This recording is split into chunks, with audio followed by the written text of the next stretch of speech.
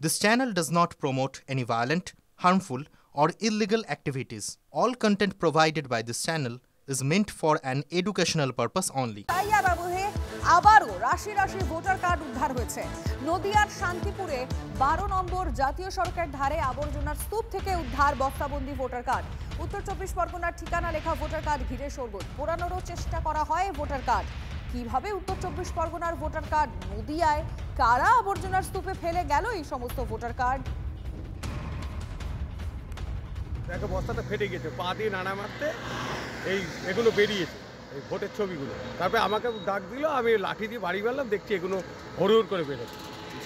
এই কার্ড কতগুলো ভোটার আছে, সিডি ক্যাসেট আছে অনেক, আরও কাগজপত্র কত রকম কি আছে। এখন মোটামুটি কত 400-500 হবে এখানে রয়েছে, আরও রয়েছে ভেতরে সব। মমতা বন্দ্যোপাধ্যায় আগামীকাল নদিয়া জেলায় আসছে।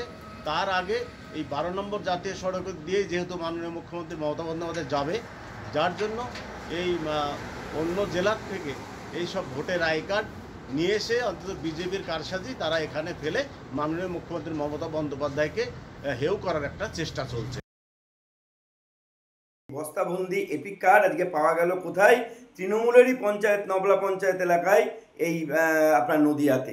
এই কার্ডগুলোকে নিয়েই যে সমস্ত ছাপ্পা ভোট, যে সমস্ত মৃত ভোট, যেগুলো বাংলাদেশি অনুপ্রবেশকারী ভোটার, তাদের দিয়ে ভোট করিয়ে তৃণমূল আজকে ক্ষমতায় টিকেছিল। এটা থেকে তাই প্রমাণ করে যে আর কোনো কিছু নয়, যে এসআইআর বাংলায় কিভাবে প্রয়োজন ছিল সেইটা আজকে মানুষ হাড়ে হাড়ে টের পাচ্ছে। 7 পুরুষের বাস, এসআইআর আবহে মাথায় পড়েছে বাজ। বছর বছর ভোট দিলেও তালিকা থেকে হঠাৎ গায়েব না। এনুমারেশন ফর্ম না পেয়ে ঘুম উড়েছে পরিবারের।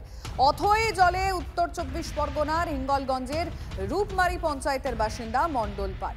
কমিশনে জানিয়েও হয়নি সুরাহা, ভোটার হওয়া নিয়ে ঘোর সংশয়। বাড়ি আমার পূর্ব খিচুড়িয়া। এই এসআইয়ের জন্য যখন বিএলও সাহেব আমাদের বাড়িতে যান, সব কিছু ভেরিফিকেশন করার পরে উনি বললেন যে আমার লিস্টে নাম নেই, কিন্তু 2002-এ আমার নাম আছে, 2025-এ আমার নাম নেই। তখন আমি কিভাবে সমস্যার সমাধান হবে ওনাকে জিজ্ঞেস করলাম, বা ইলেকশন কমিশনের কাছে অভিযোগ আমি করলাম। ইমিউনাইজেশন ফর্ম দেওয়া শুরু করলেন, তখন আমার বাড়িতে এলেন না। আমি যখন বিএলওর বাড়িতে গিয়ে জিজ্ঞেস করলাম, তো তখন উনি বললেন যে আপনাদের 3 জনের নাম কাটা গেছে, মানে ডিলিট হয়ে গেছে ভোটার লিস্ট থেকে। তারপরে আমি মানে ওনাদের ওয়েবসাইটে কমপ্লেন করলাম, কিন্তু তার কোনো উত্তর আসেনি। আতান্তরে মণ্ডল পরিবার কি বলছেন বিএলও এবং স্থানীয় পঞ্চায়েত সদস্য শুনুন। রবীন্দ্রনাথ মণ্ডলের নামে কোনো ফর্ম আসেনি, যার জন্য আমি দিতে পারিনি বা দেইনি। যদি ভবিষ্যতে ফর্ম আসে আমি নিশ্চয়ই দিয়ে দেবো। আপনাদের কাছ থেকেই তো আজকেই সংবাদ পেলাম যে 2024-এর ভোটার লিস্টে নাম আছে, এসআইয়ের ফর্ম ওরা পায়নি। তাই আমরা উপনেতৃত্বের কাছে সংবাদ দিচ্ছি ওদের দ্রুত ব্যবস্থা নেওয়ার জন্য, যাতে কোনো অসুবিধা না হয়, তার জন্যই ব্যবস্থা আমরা করছি। এনুমারেশন ফর্ম পূরণ নিয়ে বাঁকুড়ার রানীবাঁধে এখনো জট। ফর্ম পূরণে নারাজ রানীবাঁধের আদিবাসীদের একাংশ। ওড়িশা থেকে এসে আদিবাসীদের উস্কানি মাঝি সরকার সংগঠনের। এসআইআর নিয়ে বুঝিয়েও ব্যর্থ আদিবাসীদের একাধিক সংগঠন।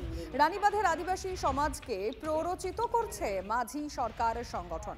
ইতিমধ্যেই মাঝি সরকারের 3 সদস্য গ্রেফতার।